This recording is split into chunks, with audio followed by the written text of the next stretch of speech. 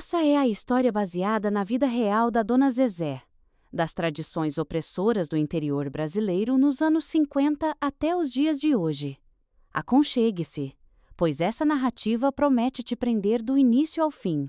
Se inscreve no canal, deixa o seu like da confiança. Aqui compartilhamos relatos autênticos direto do baú de memórias dos nossos queridos idosos. Dona Zezé, estamos todos ouvidos para sua incrível trajetória. Ah, meu bem, que bom que você chegou. Vem, senta aqui pertinho, tá bom aí? Espero que você tenha um tempinho para ouvir essa velha de 82 anos. Sabe? Eu tenho tanta coisa guardada aqui dentro. Um monte de história para contar. Às vezes dói lembrar, viu? Mas eu preciso botar para fora. Que alívio ter você aqui para me escutar. Foram anos que me fizeram ser quem eu sou. Me quebraram e me fizeram ficar de pé de novo. Teve dias escuros, noites que não acabavam mais. Se prepara, meu bem. Não é uma história fácil de ouvir, não. Eu nasci em 1942, numa fazenda grande no interior.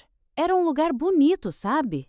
Mas cheio de regras rígidas e tradições que sufocavam a gente. Meu pai, o Coronel Firmino, era um homem que todo mundo respeitava e temia. Ele mandava não só na nossa família, mas em quase toda a região. Era político, daqueles que conseguia o que queria na base da força e da influência. Minha mãe, Dona Sinhá, coitada, era o oposto do meu pai. Uma mulher quieta, sempre com um ar triste nos olhos. Ela me amava muito, eu sei, mas não podia fazer muita coisa para me proteger. Às vezes, quando meu pai não estava olhando, ela me abraçava forte ou passava a mão no meu cabelo. Era o jeito dela de dizer que estava ali por mim. Eu tinha 3 irmãos mais velhos. O Juca, o mais velho, que já era casado. O Bento, o do meio. E o Chico, o caçula dos homens. Juca era o mais parecido com meu pai, sempre sério e mandão. A esposa dele, a Lourdinha, era uma moça calada que tinha dado a ele 2 filhos, o Luizinho e a Aninha. Bento e Chico eram iguaizinhos ao meu pai. Ignorantes, brutos, só pensavam em cavalo, gado e em mandar nos outros. Mas os filhos do Juca, meus sobrinhos Luizinho e Aninha, eram minha alegria. Luizinho tinha 7 anos e a Aninha 5, quando eu tinha 13. Eles adoravam vir brincar no casarão. A gente corria pelos jardins, se escondia nos quartos enormes e eu contava histórias para eles embaixo das mangueiras. Eram os únicos momentos em que eu me sentia criança de verdade. Eu era a caçula e a única menina. Papai dizia que eu era a flor da família. Mas isso não significava que eu era mais bem tratada. Na verdade, as expectativas sobre mim eram ainda maiores. Eu tinha que ser a moça perfeita, educada, obediente e pronta para ser uma boa esposa. Foi em 1955, no dia em que eu completei 13 anos, que minha vida virou de cabeça para baixo. Eu estava animada, achando que ia ter uma festinha, quem sabe até um bolo. Mas, valha-me Deus, o que ganhei de presente foi um noivo. Papai me chamou no escritório dele. Lá estava um homem que eu só tinha visto de longe algumas vezes. Horácio de Almeida, um fazendeiro importante da região. Ele tinha 52 anos, o cabelo já grisalho e um olhar que me dava medo. Zezé, meu pai disse, você vai se casar com o seu Horácio. É uma grande honra para nossa família. Eu fiquei paralisada. Casar? Eu mal sabia o que isso significava direito. Olhei para minha mãe, que estava num canto da sala, os olhos cheios de lágrimas. Ela não disse nada, só abaixou a cabeça. Tentei argumentar, dizer que era muito nova, que queria estudar. Mas papai não queria saber. Isso é um acordo entre homens, menina. Vai unir nossas famílias e trazer mais poder para todos nós. De repente, a casa estava cheia de gente preparando o casamento.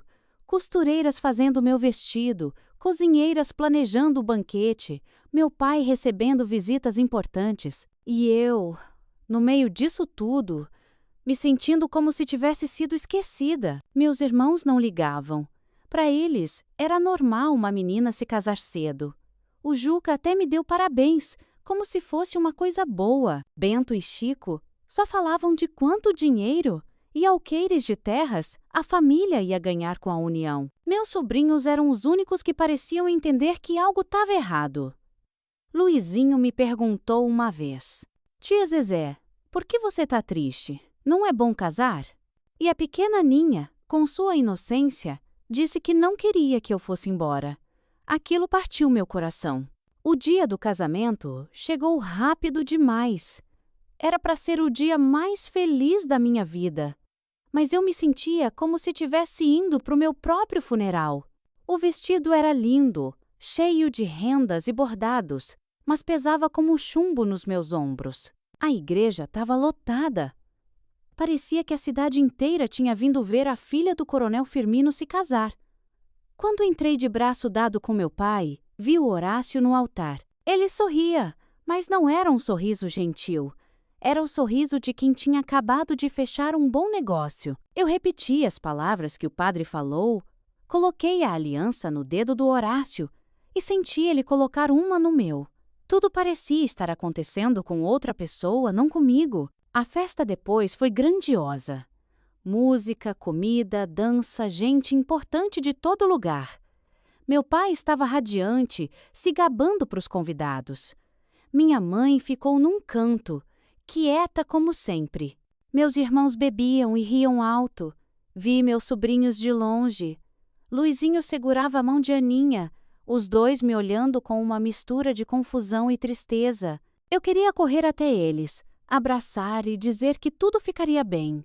Mas eu sabia que não podia prometer isso. Quando a noite chegou, me levaram para o quarto. O quarto que seria meu e de Horácio. Fiquei ali sentada na cama enorme, tremendo de medo. Quando Horácio entrou, fechou a porta e veio na minha direção. Eu não consegui me mexer. Agora você é minha mulher, ele disse, com uma voz que me gelou por dentro. Vem aqui perto, vou tirar seu vestido e te dar um banho. Eu não tinha escolha, só obedeci. Não vou contar os detalhes daquela noite, só posso dizer que eu deixei de ser uma menina e fui forçada a ser mulher. Quando finalmente fiquei sozinha, chorei até não ter mais lágrimas. Chorei pela minha infância perdida, pelos sonhos que eu tinha e que agora pareciam impossíveis. Chorei de medo do futuro que me esperava. Os dias que se seguiram ao casamento foram um pesadelo para mim. Horácio não era um homem gentil nem paciente. Ele esperava que eu fosse uma esposa de verdade, mesmo eu sendo só uma menina. Entre quatro paredes, ele me fazia passar por coisas que eu nem entendia direito. Eu tremia só de ouvir os passos dele se aproximando do quarto. Se eu reclamava ou chorava, ele ficava furioso. Você é minha mulher agora, ele dizia. Tem que me obedecer em tudo. E quando eu tentava resistir, ele ameaçava. Se não fizer o que eu quero, vai dormir com os porcos no chiqueiro. No começo, achei que era só uma ameaça para me assustar. Mas uma noite, depois que eu me recusei a fazer o que ele queria, pois era um pedido absurdo e degradante, que vi nos olhos dele uma raiva que me gelou até os ossos. Ele me agarrou pelo braço e me arrastou para fora. Me jogou no chiqueiro e trancou a porta. Quem sabe assim você aprende a ser uma boa esposa? Ele gritou. Passei a noite toda lá, pelada, na lama, tremendo de frio e medo, o cheiro horrível me deixando enjoada. De manhã, quando ele abriu a porta, eu estava suja e chorando. Achei que aquilo seria o suficiente. Mas ele me levou para dentro, me deu banho e me fez fazer o que me recusei, na base de gritos. Quem manda aqui, Su? Eu imagino a sua raiva me ouvindo, meu bem. Eu tenho raiva só de contar. Mas acredite ou não, essa não foi a última vez. Teve outra noite que ele me fez dormir lá de novo. Dessa vez foi porque eu tinha queimado o jantar. Eu estava tão cansada e assustada que nem conseguia me concentrar direito na cozinha. Quando ele viu a comida queimada, ficou vermelho de raiva. Pro chiqueiro, ele disse. E lá fui eu de novo. Pelo menos desta vez eu estava de roupas. Depois dessas 2 noites, eu aprendi a nunca mais reclamar ou desobedecer. Fazia tudo o que ele queria, por mais que dosse, por mais nojo que eu sentisse. Era isso ou o chiqueiro. E eu não aguentava mais aquele lugar. Pedia para Deus me salvar. O Horácio sempre queria namorar comigo, fosse a hora que fosse. Ele dizia que mulher tinha que servir o marido. Até quando eu estava de Chico, ele não me dava paz. O tempo foi passando e eu fui ficando cada vez mais triste e calada. Tinha dias que eu mal conseguia levantar da cama, mas não tinha escolha. Tinha que cuidar da casa, fazer as coisas que Horácio exigia. Foi nessa época que eu comecei a sentir umas coisas estranhas, enjoos, tonturas. No começo achei que estava doente, mas logo descobri que estava grávida. Tinha acabado de fazer 15 anos. Fiquei com tanto medo, como ia cuidar de um bebê. Mas por incrível que pareça, a gravidez me deu um pouco de paz. Horácio ficou mais calmo, não me forçava tanto. Acho que tinha medo de machucar o bebê. Em 1957, nasceu minha filha, Terezinha. Foi a primeira vez desde o casamento que eu senti um pouco de alegria. Quando peguei aquela bebezinha no colo, senti um amor que não sabia que existia. Prometi para mim mesma que ia proteger ela, que não ia deixar ninguém fazer com ela o que fizeram comigo. Cuidar da Terezinha me dava um propósito. Horácio não ligava muito para ela. Dizia que menina não servia para nada. Isso me deixava triste, mas pelo menos ele não se metia muito. Eu podia passar horas com minha filha, cantando, brincando, esquecendo um pouco da vida difícil que levava. Ela mamava bastante, era risonha, minha princesa, mas a paz não durou muito. Logo, Horácio começou a exigir outro filho. E lá fui eu, de novo ser obrigada a fazer coisas que não queria. Em 1959, quando eu tinha 17 anos, nasceu meu filho, João Miguel. Horácio ficou todo orgulhoso, finalmente tinha seu varão. Fazia festa para os amigos, mostrava o menino para todo mundo, comigo e com a Terezinha. Ele quase não ligava. Eu amava meus 2 filhos de igual. Para mim não importava se era menino ou menina. Eram meus bebês, minha razão de viver. Cuidava deles com todo o carinho que podia, tentando compensar a falta de amor do pai. Eu carregava dentro de mim um medo constante do meu João Miguel ser igual ao Horácio, já que meus irmãos eram iguais ao meu pai. A vida seguia assim. Então, quando foi em 1960, quando eu tinha 18 anos, aconteceu algo que mudou minha vida de novo. Numa tarde quente de verão, Horácio estava na varanda bebendo como sempre. De repente, ele caiu da cadeira, agarrando o peito. Corri para ajudar. Chamei os empregados que vi de longe cuidando do gado, mas não adiantou. Quando o médico chegou, já era tarde demais. Horácio tinha morrido de um ataque do coração. Não vou mentir para você. Quando me dei conta que ele tinha mesmo morrido, senti um alívio tão grande que até me senti culpada. Era como se um peso enorme tivesse saído das minhas costas. Pela primeira vez em anos, eu podia respirar sem medo. Sei que não é bonito falar assim, mas era verdade. Aquele homem tinha feito da minha vida um inferno desde os meus 13 anos. Mas logo percebi que a morte de Horácio não significava que meus problemas tinham acabado. De repente, eu era viúva, com 2 filhos pequenos para criar, e dona de um monte de coisas que não sabia nem por onde começar a cuidar. O testamento de Horácio me deixou o casarão e boa parte das terras. Era uma herança, e tanto. Tudo que o velho tinha era da família dele há gerações. O casarão era uma construção linda do século XIX, daquelas que a gente só vê em filme. Tinha 25 cômodos, todos decorados com móveis caros e objetos antigos. Os jardins eram de tirar o fôlego, cheios de flores e árvores centenárias. Nos primeiros dias, eu ficava andando por aqueles corredores enormes, mal acreditando que tudo aquilo era meu agora. Não posso negar, eu estava muito feliz.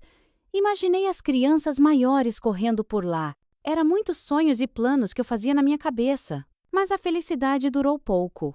Logo comecei a perceber o tamanho da encrenca que tinha caído no meu colo.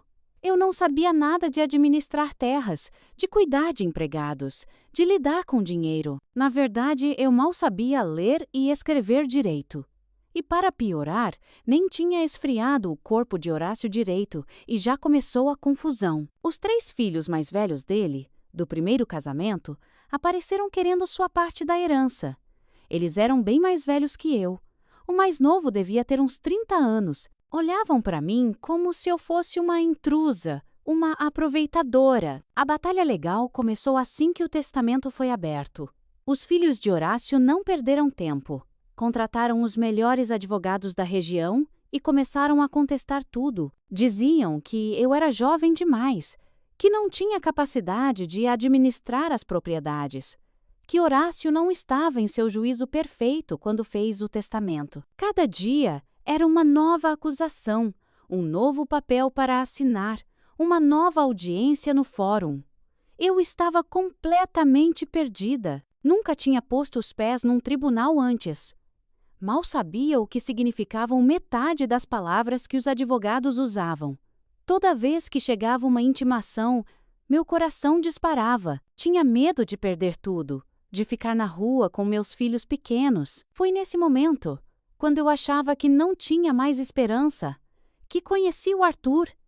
Ele era um advogado recém-formado, cheio de ideias e vontade de fazer a diferença. Ouviu falar do meu caso e se ofereceu para me ajudar.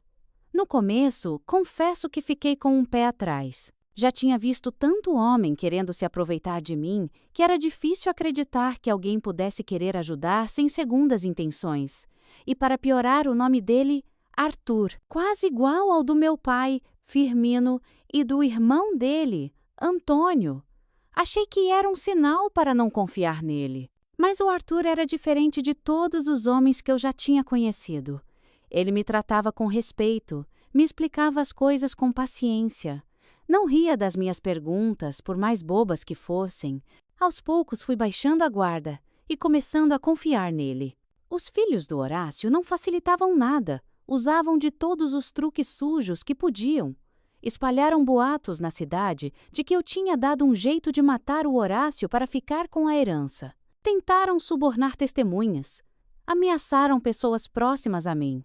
Teve uma vez que até tentaram me intimidar diretamente, me encurralando na saída do fórum. Se o Arthur não tivesse aparecido naquela hora, não sei o que teria acontecido. Mas apesar de toda a pressão, a gente não desistiu. Arthur ia juntando provas, construindo nosso caso. Me ensinou a me portar no tribunal, a não cair nas armadilhas que os outros advogados armavam. Aos poucos, fui ganhando confiança, aprendendo a me defender. A batalha legal se arrastou por quase 2 anos. Quando finalmente chegou o dia da sentença final, eu estava um caco de nervos. O juiz lia a decisão. Quando ele anunciou que o testamento era válido e que eu tinha o direito de ficar com o casarão e as terras, foi como se o mundo tivesse parado por um instante. Não conseguia acreditar de primeira. Saí do fórum naquele dia me sentindo a mulher mais forte do mundo, tinha enfrentado tudo e todos e tinha vencido.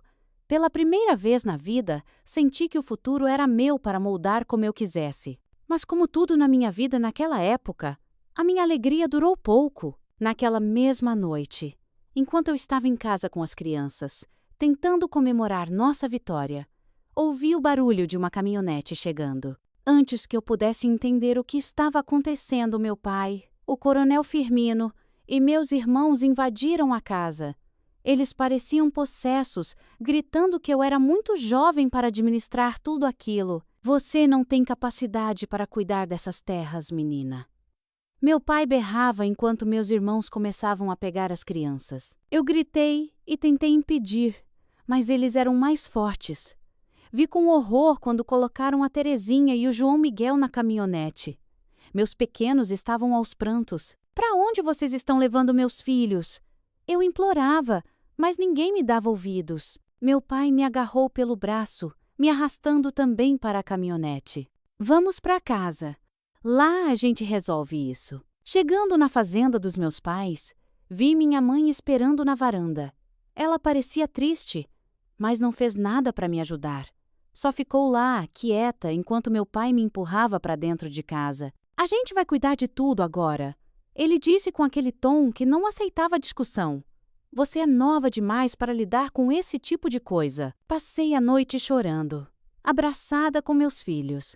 Não entendia como minha própria família podia fazer isso comigo. Na manhã seguinte, para minha surpresa, o Arthur apareceu na fazenda. Ele chegou com uma pasta debaixo do braço, dizendo para o meu pai que tinha uns documentos que eu precisava assinar. Coisas que tinham ficado pendentes do processo. Meu pai não gostou muito da ideia, mas como era algo oficial, acabou deixando o Arthur falar comigo. Fomos para o antigo escritório do meu avô, um cômodo mais afastado da sala. Assim que a porta fechou, vi que o Arthur estava agitado, preocupado. Zezé, ele disse baixinho, olhando para a porta para ter certeza que ninguém estava ouvindo. Não tem documento nenhum para assinar. Eu vim aqui te avisar. Descobri algo que você precisa saber. Ele se aproximou mais, falando quase num sussurro. Seu pai fez um acordo com os filhos do Horácio. Eles vão vender tudo e dividir o dinheiro. Já que o juiz não deu a herança para eles, acharam outro jeito de pegar o que queriam. Senti o sangue gelar nas veias. Não podia acreditar no que estava ouvindo. Arthur continuou. Eles estão usando a influência do seu pai e a pressão da família para te forçar a vender. Seu pai está dizendo para todo mundo que você não tem experiência para administrar os bens, que é melhor vender tudo. Fiquei sem chão. Todo aquele esforço, toda aquela luta no tribunal. E agora meu próprio pai estava entregando tudo para os filhos do Horácio? E ainda pegar uma parte para ele? Que desaforo! Mas como eles podem fazer isso? Perguntei desesperada com a notícia. A herança é minha. O juiz decidiu. Eu sou maior de idade. Eles não podem me obrigar. Arthur balançou a cabeça frustrado. Legalmente, eles não podem te obrigar. Mas na prática, com a pressão da família e a influência do seu pai na região. Naquele momento, entendi o tamanho da traição. Minha própria família tinha se voltado contra mim. Tudo por causa de dinheiro e poder. Já não era a primeira vez. Me senti encurralada. Logo depois que o Arthur me contou tudo, a porta do escritório se abriu de repente. Meu irmão Bento entrou, os olhos desconfiados, olhando de mim para o Arthur. Naquele momento, vi o Arthur mudar completamente. Em um piscar de olhos, ele voltou a ser o advogado formal, fechando a maleta com calma. Dona Zezé, muito obrigado. Ele disse, sua voz não traindo nada do que tínhamos acabado de falar. Qualquer coisa, eu retorno para finalizar a papelada. Fiquei impressionada com como ele disfarçou bem. Se eu não soubesse o que tinha acabado de acontecer, juraria que era só uma visita de rotina do meu advogado. Bento ficou parado na porta, observando enquanto Arthur se despedia educadamente e saía. Tentei manter minha expressão neutra, mas por dentro meu coração estava disparado. Assim que o Arthur foi embora, senti um vazio enorme. Ele era o único que realmente estava do meu lado, o único que se importava com o que eu queria. Vendo ele ir embora, me senti mais sozinha do que nunca. Bento ficou me encarando, como se tentasse adivinhar o que tinha acontecido ali. Mas eu não ia dar o braço a torcer. Ergui o queixo e saí do escritório, passando direto por ele. O que o Arthur tinha me dito naquele dia no escritório do meu avô se provou o verdadeiro mais rápido do que eu imaginava. Não tinha passado nem uma semana quando meu pai, o coronel Firmino, entrou no quarto onde eu estava com as crianças, carregando uma pasta cheia de papéis. Zezé, ele disse com aquela voz autoritária, preciso que você assine esses documentos. Eu já sabia o que era. Meu coração começou a bater forte, as mãos ficaram geladas. Que documentos, pai? Perguntei, tentando ganhar tempo. Ele jogou os papéis na mesinha da cabeceira. É a venda do casarão e das terras. Já acertei tudo com os compradores. Só falta sua assinatura. Olhei para os papéis e senti como se o chão tivesse sumido debaixo dos meus pés. Era tudo o que eu tinha lutado para conseguir, tudo o que o juiz tinha dito que era meu por direito. Mas, pai, eu tentei argumentar. O juiz disse que era meu. É a herança que o Horácio deixou para mim e para os meus filhos. Como é que o senhor pode vender? Eu não quero vender. Quero morar lá com as crianças. Falei, tentando parecer esperta e decidida. O coronel Firmino bateu a mão na mesa, me fazendo pular de susto. Terezinha, que estava brincando no chão, começou a chorar. Não me venha com essa conversa de juiz! Ele gritou. Você é uma menina que mal saiu das fraldas.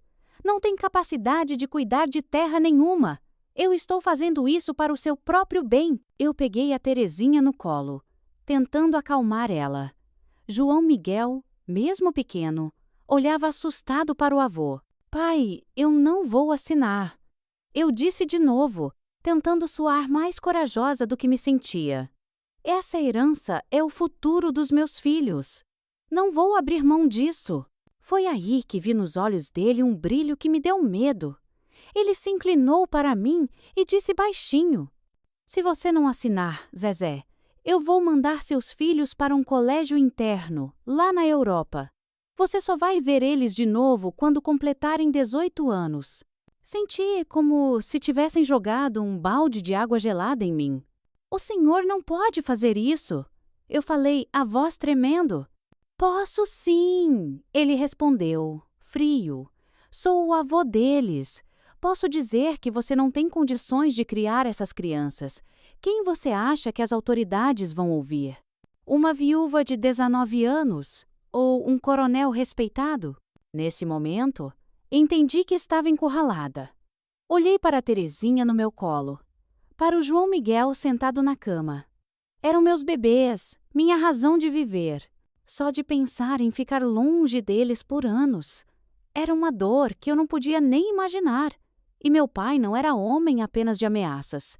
Se ele disse, era certo de que faria. Com o coração partido, peguei a caneta que meu pai me oferecia.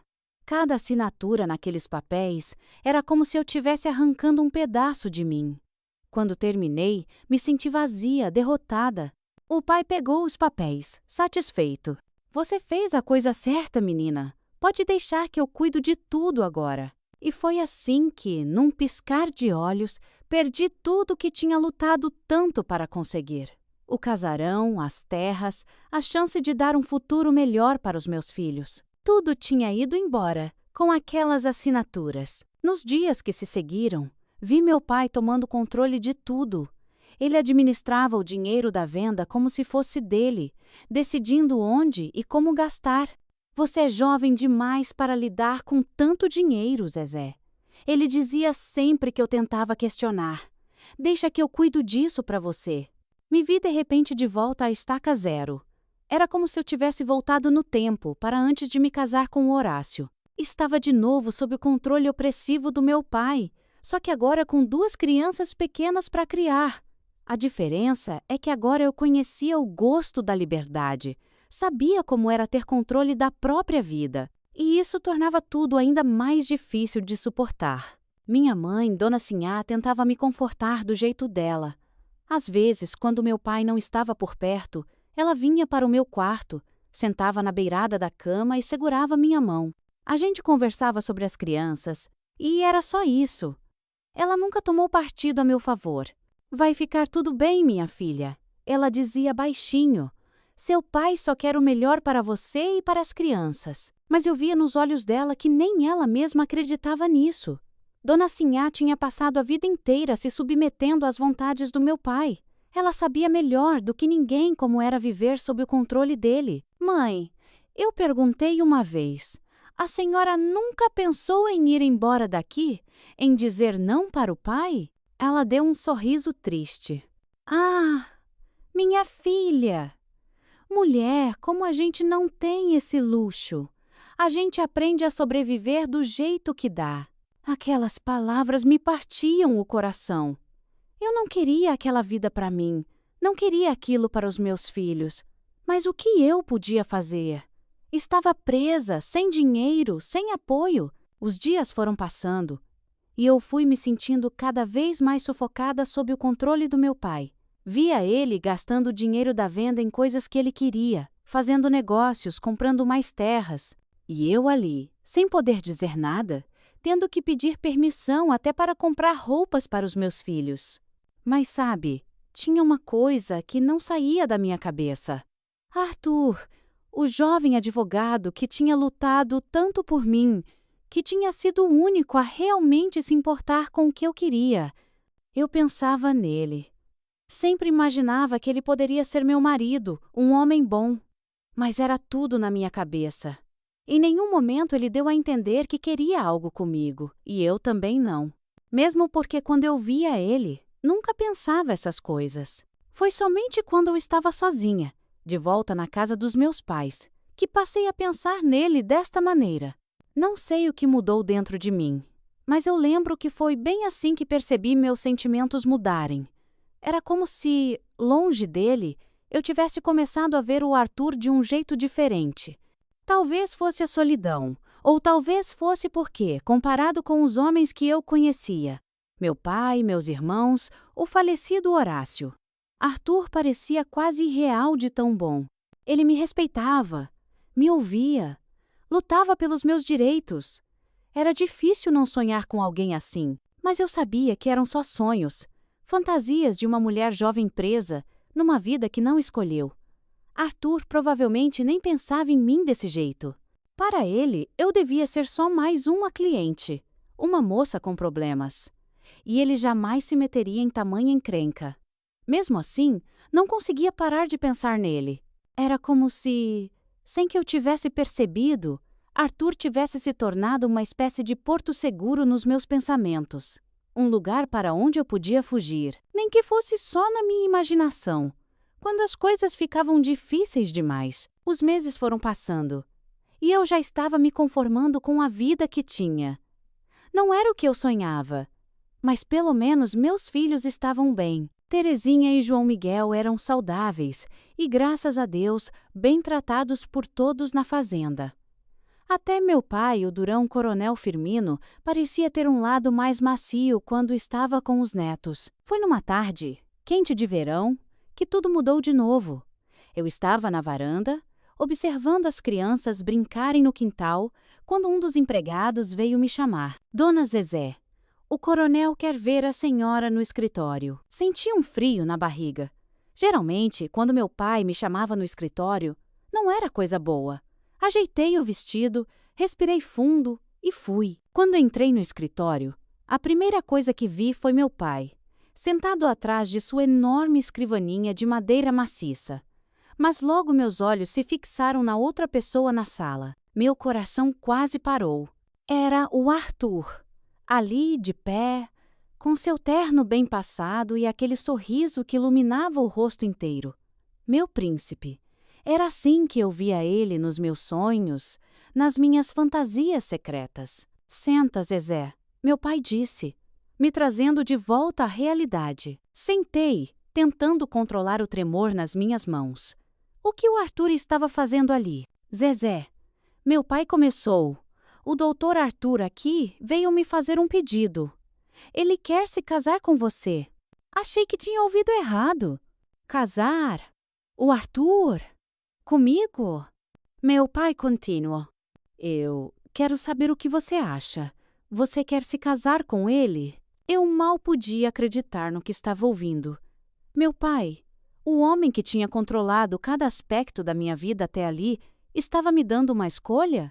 Mas naquele momento era como se Deus tivesse ouvido minhas preces. Como se meus sonhos tivessem virado realidade de repente. Olhei para o Arthur, que me encarava com aqueles olhos gentis. Depois para o meu pai, que esperava uma resposta. Não precisei nem pensar. Sim, eu disse, a voz saindo mais forte do que eu esperava. Eu aceito. Meu pai pareceu satisfeito. Arthur sorriu, aquele sorriso que fazia meu coração derreter. Passamos algum tempo acertando detalhes, falando de datas, de arranjos. Eu mal ouvia. Estava flutuando numa nuvem de felicidade. Só quando meu pai nos deixou sozinhos por um momento é que a realidade começou a se revelar. Arthur se virou para mim, o rosto sério. Zezé, ele disse baixinho, Tem uma coisa que você precisa saber. Senti meu coração apertar. Pensei, estava bom demais para ser verdade. Ele me contou que um amigo dele tinha ouvido que meu pai estava procurando um marido para mim. Havia poucos pretendentes, principalmente porque todos sabiam do temperamento difícil do coronel Firmino. Eu não podia suportar a ideia de ver você casada com algum velho fazendeiro que seu pai escolhesse, Arthur disse, seus olhos cheios de emoção. Então, eu menti para o seu pai. Fiquei confusa. Mentiu? Como assim? Arthur suspirou. Eu disse para ele que era muito rico, que podia pagar um dote alto pelo privilégio de me casar com a filha do coronel. Fiquei abismada. Era tudo negócio para o meu pai, como sempre. Na verdade, eu, para variar, mais uma vez era uma moeda de troca. Mas Arthur, eu disse, se você não tem esse dinheiro, como vai pagar esse dote? Arthur baixou os olhos, envergonhado. Eu não sei ainda, Zezé. Ele pegou minhas mãos, olhou nos meus olhos e disse algo que mudou tudo. Fiz isso porque eu queria te salvar, Zezé. Eu sinto muito carinho por você e pelas crianças. Não podia deixar você se casar com alguém que não o amasse mais uma vez. Alguém que seu pai escolhesse só pelo dinheiro. Meu coração estava batendo tão forte que achei que ele podia ouvir. Arthur continuou. Eu sei que é loucura, mas... se você quiser ficar comigo, eu dou um jeitinho da gente fugir daqui. Começar uma vida nova, longe do seu pai, longe de tudo isso. Antes que eu pudesse responder, Arthur se inclinou e me beijou. Foi um beijo suave, cheio de promessas e possibilidades. Quando nos separamos, eu estava ainda mais apaixonada do que antes. Que beijo bom, meu Deus! Eu também penso em você, Arthur, confessei. As palavras saindo quase num sussurro. Eu aceito. Aceito tudo o que você quiser. Naquele momento, era como se o mundo inteiro tivesse desaparecido. Só existíamos eu e Arthur, e a promessa de um futuro juntos. Mas a realidade logo se impôs. Ouvimos passos se aproximando e nos afastamos rapidamente. Meu pai entrou de volta no escritório, ainda falando sobre arranjos e planos.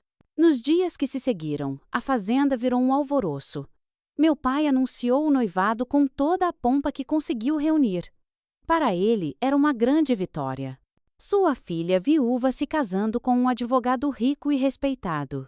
Arthur ganhou a permissão de me visitar quase todos os dias, sempre sob o olhar vigilante da minha mãe ou de alguma criada. Mas conseguíamos trocar olhares, toques discretos, palavras sussurradas. Numa dessas visitas, ele me passou um bilhete escondido que eu li assim que tive a oportunidade. Com as mãos tremendo, abri o papel dobrado. Nele, com a letra apressada de Arthur, estava escrito: esteja na frente do portão com as crianças às 11 da noite. Vou buscar vocês. Meu coração disparou. Era isso.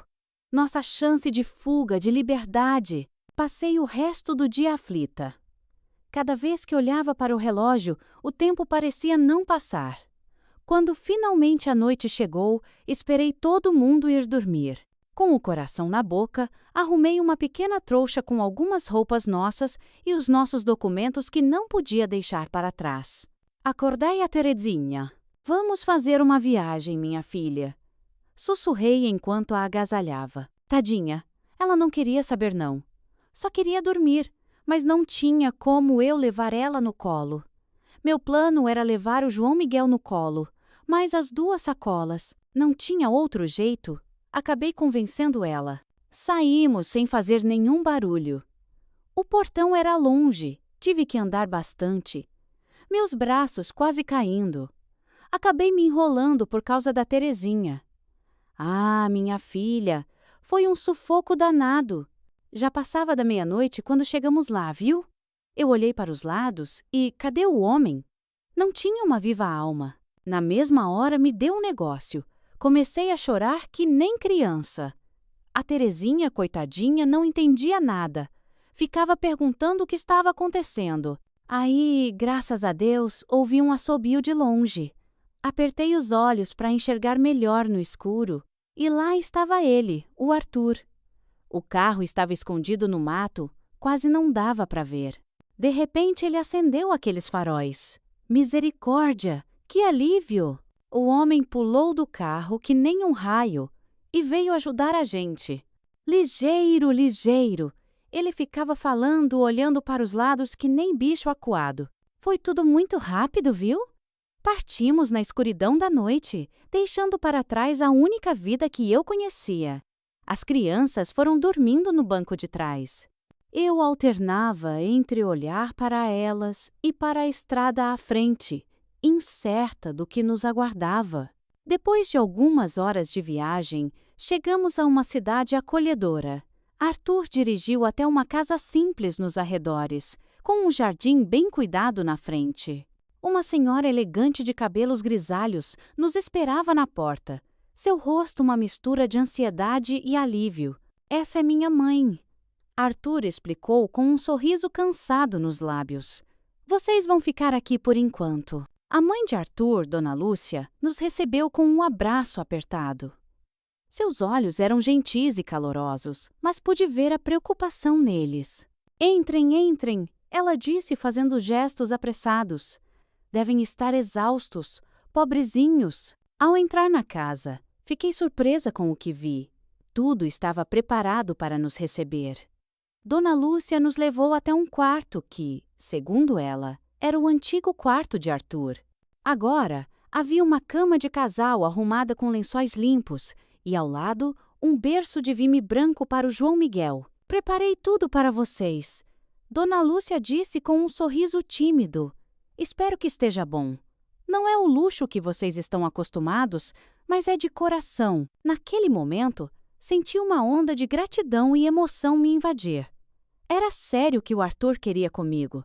Certamente, sua mãe sabia de toda a minha história e, mesmo assim, resolveu me acolher. Comecei a chorar e agradeci. Mais tarde, enquanto as crianças dormiam, Dona Lúcia me contou um pouco de sua história. Ela era viúva há 15 anos. Seu marido, seu Romeu, pai de Arthur, também tinha sido advogado. Morreu de tuberculose quando Arthur era apenas um rapaz. Pude ver o orgulho nos olhos dela quando falava do filho, de como ele tinha seguido os passos do pai. Naquela primeira noite, Arthur não quis dormir no mesmo quarto que nós. Vamos nos casar primeiro, ele disse, com um sorriso tímido. Admirei sua honra e respeito, mesmo naquela situação complicada. Nos dias que se seguiram, conheci os irmãos de Arthur. O mais velho, Augusto, era médico e morava na casa ao lado com a esposa Susana e seus 2 filhos, Alfredinho e Amelinha. A irmã do meio, Clotilde, era professora e vivia algumas ruas abaixo com o marido Luiz e a filha Esmeralda. Eles vinham nos visitar com frequência, trazendo comida, roupas para as crianças e palavras de conforto. Todos sabiam nossa história. Eram boas pessoas, acolhedoras, mas percebi que estavam receosos com nossa situação. Os olhares preocupados e as conversas sussurradas não me escapavam. Uma noite, uns 3 dias após nossa chegada, ouvi uma discussão acalorada na cozinha. Me aproximei silenciosamente da porta e escutei. Você tá maluco, Arthur? Era a voz de Augusto, o irmão mais velho. Ela é filha de coronel. Você tem noção do risco que está correndo? Com tanta mulher neste mundo. Eu amo ela, Arthur respondeu com uma firmeza que me aqueceu o coração. E aquelas crianças também. Não podia deixar eles naquela situação. E seu futuro como advogado? Ouvi Clotilde perguntar. A preocupação evidente em sua voz. Se o coronel descobrir, você pode perder tudo. Senti um aperto no peito. Não tinha me dado conta do quanto o Arthur estava arriscando por mim, por nós. Sua carreira, sua reputação, tudo estava em jogo. Mas Arthur parecia determinado. Algumas coisas são mais importantes que uma carreira, ele disse. Eu não podia ficar parado vendo a Zezé e as crianças sofrerem. Voltei para o quarto com o coração pesado, mas cheio de amor e gratidão por Arthur. Uma semana depois de nossa chegada, para minha surpresa e alegria, Arthur anunciou que nos casaríamos. Foi uma cerimônia simples no cartório da cidade, com apenas a família dele presente. Dona Lúcia chorava de emoção, enquanto Augusto e Clotilde, apesar das preocupações, nos abraçaram com genuína felicidade. As crianças estavam radiantes. Terezinha, com seu vestidinho branco, não parava de sorrir, enquanto João Miguel, no colo de Dona Lúcia, batia palminhas sem entender muito bem o que acontecia. Os primos, Alfredinho, Amelinha e Esmeralda, tinham se tornado grandes amigos dos meus filhos e estavam tão animados quanto eles. Após a cerimônia, Dona Lúcia insistiu em ficar com as crianças para que pudéssemos ter nossa lua de mel. Vão, vão! Ela disse, empurrando a gente para fora de casa. Aproveitem esse momento de vocês. Arthur me levou para um pequeno hotel na cidade vizinha. Quando ficamos sozinhos no quarto, senti um nervosismo imenso. Arthur se aproximou de mim com uma ternura que me desarmou completamente. Zezé, ele disse, segurando minhas mãos, eu te amo. Prometo fazer você feliz pelo resto da nossa vida. Aquela noite foi maravilhosa. Pela primeira vez entendi o que era realmente ser amada. Arthur foi gentil, carinhoso, paciente. Cada toque, cada beijo era cheio de amor e respeito. Me senti verdadeiramente mulher, verdadeiramente amada. Deitada nos braços dele depois, me permiti sonhar com o futuro. Um futuro onde eu seria feliz, onde meus filhos cresceriam amados e livres. Um futuro ao lado desse homem maravilhoso que tinha arriscado tudo por mim. Mas uma parte de mim sabia que nossa jornada estava longe de terminar. O fantasma do meu pai, a ameaça de sermos descobertos, ainda pairava sobre nós.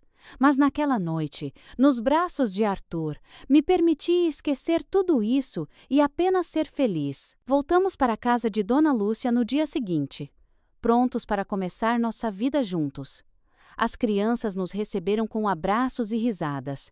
E pela primeira vez em muito tempo, me senti verdadeiramente em casa. Os dias que se seguiram foram de adaptação e planejamento. Arthur começou a procurar trabalho na cidade. Era estranho pensar que há alguns meses ele tinha deixado essa mesma cidade, sua terra natal, recém-formado em direito, para aceitar uma vaga no escritório de advocacia na minha cidade. Na época, era uma oportunidade que ele não podia recusar. Um emprego garantido num escritório respeitado, mesmo que isso significasse se mudar para longe da família. Foi assim que nossos caminhos se cruzaram, e agora o destino nos trazia de volta para a sua cidade natal, mas em circunstâncias tão diferentes. Enquanto ele procurava se reestabelecer profissionalmente, eu ajudava Dona Lúcia com a casa e as crianças. Aos poucos, íamos construindo nossa nova vida, um dia de cada vez. Eu já começava a sonhar com um futuro tranquilo, longe das sombras do passado. Mas, como dizem os antigos, quando a felicidade parece completa, é que o destino resolve pregar suas peças. E foi exatamente isso que aconteceu com a gente. Olha, minha filha, vou te contar como foi. O Arthur chegou em casa naquele dia com uma cara de dar dó. Eu logo vi que coisa boa não era. Ele me mostrou um papel todo amassado e disse, com a voz tremendo: "É seu pai, Zezé. Ele descobriu onde estamos e usou da influência dele contra mim. Era uma notificação daquelas oficiais." Meu pai, aquele velho astuto, tinha usado dos conhecidos dele para abrir um processo contra o Arthur na ordem dos advogados. Dizia que meu marido tinha feito coisa errada, que não tinha ética. Tudo lorota, é claro. O velho provavelmente ficou sabendo que a gente já estava casado e resolveu se vingar no meu Arthur. Eles suspenderam minha licença de advogado. O Arthur falou, caindo sentado numa cadeira. Dizem que é só por um tempo, mas com seu pai metido no meio. Fiquei sem chão, minha filha. Todo o esforço do Arthur, tudo o que ele tinha lutado na vida, estava se desfazendo por minha causa. A gente volta, eu falei desesperada. Eu explico pro meu pai, digo que a culpa foi minha. O Arthur pegou minha mão balançando a cabeça. Não, Zezé, se você voltar, ele vai te prender naquela casa e nunca mais vai te deixar sair. E as crianças? Quem sabe o que ele faria? Naquela noite não preguei o olho. Ficava pensando em tudo o que tinha acontecido, em como minha vontade de ser livre tinha custado tanto para o Arthur. A mãe dele tinha dó de mim, eu sei, mas eu sentia o olhar dela me evitando. Devia estar chateada, pois seu filho se prejudicou por minha causa. Eu não sabia onde enfiar a minha cara. Olha, minha filha, depois daquele dia terrível, a gente ficou meio perdido, sem saber direito o que fazer. Mas Deus é bom e não abandona seus filhos. Um dia, o Arthur chegou em casa com uma novidade. Mãe, lembra do seu João? O dono da marcenaria? Então ele está precisando de alguém para ajudar com a papelada, contratos e essas coisas.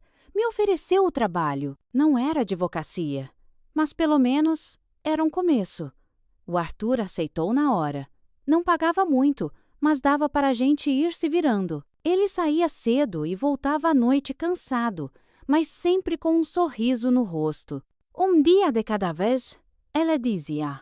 Foi nessa época que eu descobri que estava grávida. Fiquei com vergonha na casa da sogra. Mais uma criança, mais que nada. O Arthur ficou tão feliz que acabei me animando também. Quando contei para Dona Lúcia que ela ia ser avó, pensei que ela fosse ficar brava. Mas foi o contrário. Parece que a notícia amoleceu o coração dela. De repente, ela começou a me tratar diferente, com mais carinho. Era como se aquele bebê tivesse criado uma ponte entre nós duas. Vai ser o primeiro neto do meu Arthur, ela dizia, toda orgulhosa, e começou a fazer de tudo para me agradar. Fazia aqueles pratos gostosos que o Arthur tanto falava, me dava conselhos sobre a gravidez, até se oferecia para cuidar da Terezinha e do João Miguel quando eu estava muito cansada. Sabe, minha filha, o que vou dizer agora é difícil para mim de admitir. Mas Dona Lúcia era como uma mãe para mim, uma mãe que sempre sonhei ter, pois a minha nunca fez nada disso para mim. Sempre teve as oportunidades, mas nunca fez nada. As crianças, graças a Deus, estavam se adaptando bem. No começo foi difícil, coitadinhos. Tudo novo, escola, mas logo fizeram novas amizades. A Terezinha, sempre tagarela, já estava popular na escola. O João Miguel demorou um pouquinho mais, mas acabou se enturmando também. O tempo foi passando e a barriga crescendo. O Arthur, mesmo cansado do trabalho, sempre arrumava um tempinho para conversar com um bebê na minha barriga. Vai ser advogado? Que nem o pai, ele dizia brincando. Quando nossa Aninha nasceu, parecia que o sol tinha entrado na nossa casa. Tão pequenininha, mas já dona do pedaço. O Arthur não cabia em si de tanta felicidade. E Dona Lúcia? Nossa, passava o dia mimando a gente, ajudando com o bebê, fazendo comida, cuidando das crianças. Foi nessa época que apareceu na nossa porta o Dr. Geraldo, um advogado velho, amigo do pai do Arthur. Ele tinha ouvido falar da nossa situação e veio oferecer ajuda. Seu pai era um homem íntegro, Arthur, ele disse. Não posso ver o filho dele sendo injustiçado desse jeito. Foi como se Deus tivesse mandado um anjo, minha filha. O doutor Geraldo começou a movimentar os contatos dele, junto com outros amigos do falecido pai do Arthur. Eles reabriram o caso, apresentaram provas de que as acusações eram falsas, mostraram o caráter do Arthur. Foram 2 anos de luta, minha filha. 2 anos de ansiedade, de esperança misturada com medo. Mas o Arthur não desistiu. Estudava à noite depois do trabalho na marcenaria. Nos fins de semana ia conversar com o doutor Geraldo, preparar a defesa. E quando a gente menos esperava, chegou a notícia. Tinham devolvido a licença para o Arthur. Ave Maria, que alegria! A gente chorou, riu, se abraçou. As crianças não entendiam direito o que estava acontecendo. Mas ficaram felizes, porque a gente estava feliz. A gente descobriu que tinha mais gente do nosso lado do que imaginava. A família do Arthur, que no começo estava com medo, acabou sendo nosso maior apoio. Os amigos do pai dele, que nem conheciam a gente direito, se juntaram para nos ajudar. Até alguns clientes antigos do Arthur vieram oferecer trabalho quando souberam que ele tinha recuperado a licença. Claro que nem tudo ficou perfeito de uma hora para outra. A gente ainda tinha muita estrada pela frente. O Arthur ia ter que reconstruir a carreira dele praticamente do zero, apesar de tudo que passamos. Eu e o Arthur conseguimos construir uma família linda, além da Terezinha e do João Miguel, que já vieram comigo daquela vida antiga. Tivemos mais 3 filhos, a Aninha, o Lucas e o Vicente. Com o tempo, a gente conseguiu juntar um dinheirinho e comprou uma casa não muito longe da Dona Lúcia, minha sogra. Era uma casa simples, mas era nossa. Pagávamos por mês, mas cada prestação era uma vitória. Dava para ir a pé visitar a Dona Lúcia, que ficava toda contente de ter os netos por perto. Eu me dediquei à casa e aos filhos. Não era uma vida de luxo, mas era cheia de amor. O Arthur trabalhava duro no escritório de advocacia que ele abriu e aos poucos foi recuperando a reputação. As crianças cresceram, estudaram, se formaram. A gente não tinha muito, mas nunca faltou o principal. Dos meus pais e da minha família antiga, nunca mais tive notícia. No começo doía, mas com o tempo, a gente aprende a viver com as cicatrizes, sabe? Às vezes, eu me pegava pensando neles, imaginando como estariam, mas nunca tentei fazer contato. Tinha medo do que podia acontecer. As crianças cresceram ouvindo nossa história. A gente nunca escondeu nada deles. A Terezinha e o João Miguel sempre souberam que o Arthur não era pai biológico deles. Mas para eles, ele sempre foi pai em tudo que importava. Chamavam ele de pai desde pequenos, e o amor entre eles era de verdade. A Terezinha, nossa primogênita, tinha acabado de se casar. Foi uma festa linda, simples, mas cheia de amor. Ver minha menina de vestido branco entrando na igreja de braço dado com o Arthur. Ah, minha filha, não tem preço. Foi mais ou menos nessa época que a vida resolveu dar mais uma bela reviravolta. Um dia, o Arthur chegou em casa com uma cara estranha, segurando um envelope na mão. Zezé? Ele me chamou, a voz séria. Chegou isso no escritório hoje. Era uma carta de um advogado. Meu coração gelou na hora. Mas quando o Arthur leu o conteúdo, fiquei sem chão. Era sobre a fazenda da minha família. Meu pai tinha falecido, e o advogado estava me convocando para a leitura do testamento. Depois de tantos anos sem notícias, aquilo caiu como uma bomba. Fiquei sem saber o que fazer. Parte de mim queria ignorar aquela carta, seguir com a vida como se nada tivesse acontecido. Mas outra parte queria saber, queria entender, queria fechar esse capítulo da minha vida. Conversei com o Arthur e com os filhos. Para minha surpresa, eles foram unânimes. Achavam que eu devia ir. Afinal, o que poderia acontecer? Já éramos todos adultos. Eu não tinha mais medo do meu pai ou da minha família. E as crianças? Bom, elas tinham crescido ouvindo as histórias da minha vida antiga e estavam curiosas para conhecer esse lado da família que nunca tinham visto. Era a nossa oportunidade. E assim decidimos ir todos juntos. Até o marido da Terezinha, o Chiquinho, foi junto. A viagem de volta para minha cidade natal foi estranha. Cada quilômetro percorrido era como voltar no tempo. Eu ia reconhecendo lugares, relembrando momentos. O Arthur segurava minha mão o tempo todo, me dando força. Quando chegamos na fazenda, meu coração disparou. Tudo estava diferente, mas ao mesmo tempo, igual. A casa grande, os campos, o cheiro da terra. Era como se o tempo não tivesse passado. Eu lembro que fui o tempo todo pensando, será que a minha mãe está viva? Fomos recebidos pelo advogado, um homem mais novo que eu não conhecia. Ele nos levou para a sala onde seria feita a leitura do testamento. Lá dentro, encontrei rostos conhecidos. Meus irmãos, alguns tios, primos, todos mais velhos, é claro, mas ainda reconhecíveis. O silêncio que caiu quando entramos era pesado. Podia sentir os olhares sobre mim, sobre minha família. Alguns hostis, outros curiosos, poucos acolhedores. Minha mãe não estava lá. Descobri depois que ela tinha falecido alguns anos antes. Esse era o meu maior medo. Eu não conseguia parar de chorar. Eu devia ter voltado por ela. Olha, se remorso matasse, eu teria morrido naquele momento. Que dor, meu Deus! Que peso no meu coração! A leitura do testamento foi surpreendente, para dizer o mínimo. Meu pai, aquele homem duro que eu conheci, parecia ter mudado completamente nos seus últimos anos. O advogado leu as palavras dele com uma voz solene, e cada frase era como uma revelação para mim.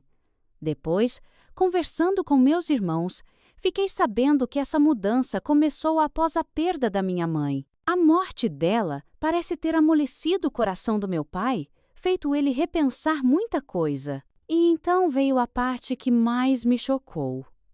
O pai sabia de tudo o tempo inteiro. Ele sabia onde eu estava, sabia dos meus filhos, da minha vida nova. E nunca fez nada para nos prejudicar. Apesar daquele episódio com o Arthur, meu irmão mais velho me contou, com lágrimas nos olhos, que meu pai teve várias chances de nos causar mal ao longo dos anos. Ele sabia onde a gente morava, sabia do escritório do Arthur, mas, surpreendentemente, ele decidiu não fazer nada. Ele dizia que você tinha escolhido seu caminho. Meu irmão falou. No testamento, meu pai reconhecia os erros do passado. As palavras dele eram claras e diretas, sem rodeios. Ele pedia perdão pela forma como tinha me tratado, pela dureza, pela falta de compreensão. Falava do arrependimento que carregou por anos, do desejo de fazer as pazes que nunca teve coragem de realizar em vida. Meu coração quase parou quando ele mencionou o Arthur. Aquele advogadozinho, ele disse no texto, teve a ousadia de desafiar um coronel. Enfrentou-me, um velho teimoso e poderoso, para ficar com minha filha. No fim, ele provou ter mais coragem que muito homem por aí. E então veio a parte que ninguém esperava. Meu pai tinha me deixado uma parte considerável da herança. O advogado pigarreou antes de ler essa parte, como se até ele estivesse surpreso com o conteúdo. Para Zezé e seus filhos, dizia o documento: deixo a parte sul da fazenda Bom Retiro, incluindo a casa de hóspedes e os 500 hectares adjacentes. O advogado fez uma pausa e então continuou. Este legado é feito como forma de reparação pelos anos perdidos e pelo dote que lhe era de direito. Senti o Arthur apertar minha mão enquanto um burburinho se espalhava pela sala. Mas o advogado não tinha terminado. Além disso, ele continuou.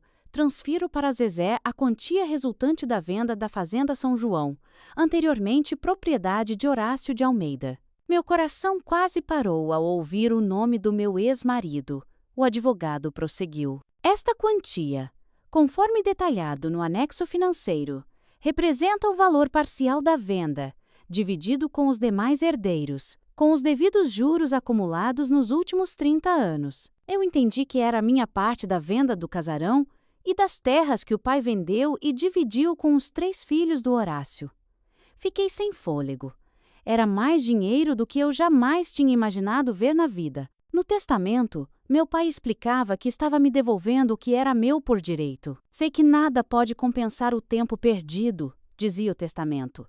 Mas espero que isto possa dar a você e aos seus filhos a segurança e as oportunidades que eu, em minha teimosia e orgulho, neguei a vocês no passado. Olhei para os meus filhos, para o Arthur, todos com os olhos arregalados de espanto. Não era só o valor material, que já era impressionante por si só. Era o reconhecimento, a admissão dos erros, a tentativa de fazer as pazes, mesmo que tardiamente. O burburinho na sala foi imediato. Meus irmãos pareciam chocados, alguns tios indignados. Mas eu não sabia o que sentir. Era uma mistura de alívio, tristeza, raiva e, de alguma forma, gratidão. Saímos dali com mais perguntas do que respostas. Nos dias que se seguiram, enquanto resolvíamos a papelada, fui aos poucos reconectando com algumas pessoas da família. Alguns ainda estavam magoados, outros estavam felizes em me ver. Ah, minha filha, vou te contar como foi depois que a gente voltou para casa. Ave Maria, que loucura! A gente chegou 2 dias depois, ricos de repente. Você precisava ver a cara da família do Arthur, coitados. Nem acreditavam no que estava acontecendo. A dona Lúcia, minha sogra, ficou boquiaberta quando contamos tudo. Olha só, de uma hora para outra eu tinha uma fazenda e um dinheirão que nem sabia contar direito. Sabe, a gente nunca passou fome, graças a Deus. O Arthur sempre deu um jeito de botar comida na mesa, mesmo quando as coisas estavam apertadas. Mas agora, Jesus, era dinheiro que não acabava mais. Te confesso uma coisa, eu nunca esperei nenhum tostão furado do meu velho pai. Esse homem só me tirou a vida toda. Achei que tinha sido deserdada faz tempo. Quando ouvi o testamento, quase caí para trás. Bom, mas a gente sentou e pensou direitinho no que ia fazer com todo aquele dinheiro. Primeira coisa foi comprar nossa casa grande, aquela que a gente sempre sonhou. Ah, que alegria! Contratei uma diarista também. Não queria empregada fixa, não. Sei lá, não me sinto bem com gente estranha perambulando pela casa todo santo dia. Me diga você, se tivesse a oportunidade de ter uma pessoa te ajudando, contrataria uma diarista ou uma empregada doméstica? Sabe o que mais a gente fez? Eu e o Arthur fomos fazer nossa lua de mel de verdade, dessas que a gente viaja longe e passa dias fora de casa. Isso mesmo, depois dos 50 anos. Olha, se você nunca teve chance quando era nova ou por causa dos filhos e puder fazer quando ficar mais velha, vá. É uma beleza. Faz um bem danado para a rotina do casal. Os anos foram passando. Os filhos cresceram, vieram os netos. Hoje tenho até bisnetos, veja só. Uma família grande e feliz. Graças a Deus, a vida está bem diferente agora, com toda essa tecnologia. Tenho 2 bisnetos que são youtubers famosos, acredita? Eu mesma tenho meu celular. Sei mexer direitinho. Mas sabe, minha filha, o que me dá uma tristeza danada? Meu Arthur, que se foi faz 8 anos. Ah, como aquele homem faz falta. Às vezes acordo de noite e estico o braço procurando ele na cama. Eu sempre vou dizer que ele era meu príncipe. Afinal de contas, ele me resgatou do castelo do vilão, não é mesmo? A gente passou tanta coisa junto, construiu tudo do zero. Às vezes me pego pensando nele, naquele sorriso bonito, no jeito carinhoso que ele tinha.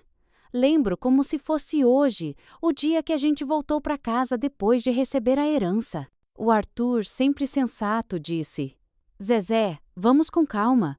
Esse dinheiro é uma bênção, mas temos que usar com juízo. E foi o que fizemos. A gente ajudou os filhos, claro. A Terezinha, que já estava casada e vivia em um apartamento alugado, pôde finalmente comprar a casa própria. O João Miguel usou uma parte para abrir o negócio dele. A Aninha, o Lucas e o Vicente ainda estavam estudando. Então, a gente guardou uma boa quantia para a faculdade deles. O tempo foi passando. Os netos foram chegando. Que alegria ver a família crescer. Cada nascimento era uma festa. A gente fazia questão de ajudar os filhos com os bebês, comprava de tudo. Ah, e as festas de Natal? Era uma loucura. A casa ficava cheia, de neto correndo para todo lado. O Arthur vestia de Papai Noel, distribuía presente. Tinha comida que não acabava mais. A mesa ficava farta que sovendo. Ah, minha filha, deixa eu te contar uma coisa que me deixou o coração quentinho. Com esse dinheirão todo, a gente pôde ajudar um monte de gente, viu? Tinha a dona Zefa, nossa vizinha de anos. Coitada, estava passando um perrengue danado. O marido dela tinha perdido o emprego. E o filho mais novo, o Zezinho, precisava de uns remédios caros. Um dia, eu vi a dona Zefa chorando escondido no quintal. Fui lá, perguntei o que estava acontecendo. Ela, sem jeito, me contou da situação. Na mesma hora, falei para o Arthur: vamos dar uma força para eles. A gente pagou os remédios do Zezinho, ajudou com as contas atrasadas e até arrumou um emprego para o marido dela na fazenda que a gente tinha herdado. Eles alugaram essa casa deles aqui da cidade e viraram nossos caseiros de confiança. Ave Maria, você precisava ver a alegria daquela família. A dona Zefa chorava, mas agora era de felicidade. E não parou por aí não. Tinha o seu Joaquim, o sapateiro da esquina. O homem estava quase fechando a lojinha dele porque o aluguel tinha aumentado demais. A gente comprou o ponto para ele. Agora, seu Joaquim trabalha sem se preocupar com o aluguel. E ainda ensina o ofício para os jovens do bairro. Essa profissão está escassa hoje em dia. É um trabalho muito importante passar adiante os conhecimentos de sapateiro. Ah, e a escolinha do bairro? Estava caindo aos pedaços. Juntamos uma turma, fizemos uma vaquinha. A gente entrou com a maior parte, claro, e reformamos tudo. Ficou uma belezinha. As crianças agora têm até uma biblioteca novinha. Sabe, minha filha, poder ajudar os outros assim. Não tem dinheiro no mundo que pague. Ver o sorriso no rosto das pessoas, saber que a gente fez diferença na vida delas, isso sim é que é riqueza de verdade. O Arthur sempre dizia: Zezé, a gente recebeu essa bênção para multiplicar. E era isso que a gente fazia. Multiplicava a alegria. Olha só, minha filha, falando em sabedoria de vida. Você sabia que temos num livrinho com receitas de chás?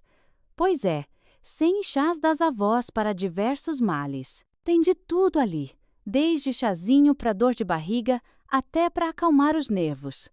Se você quiser dar uma olhadinha, o link está logo aí no primeiro comentário fixado do vídeo, viu? E por falar em conselhos de quem já viveu muito, sabe o que mais? Abrimos um novo canal só para dar uns conselhos para casais. Afinal de contas, depois de tantos anos de casada, a gente aprende umas coisinhas ou outras. É que nem dizia minha sogra, casamento é que nem uma plantinha, precisa de cuidado todo dia. Se você tiver interesse, vai aparecer um vídeo aqui na tela para você acessar o novo canal. Bom, minha querida, que Deus abençoe você e sua família. Fiquem com ele, viu?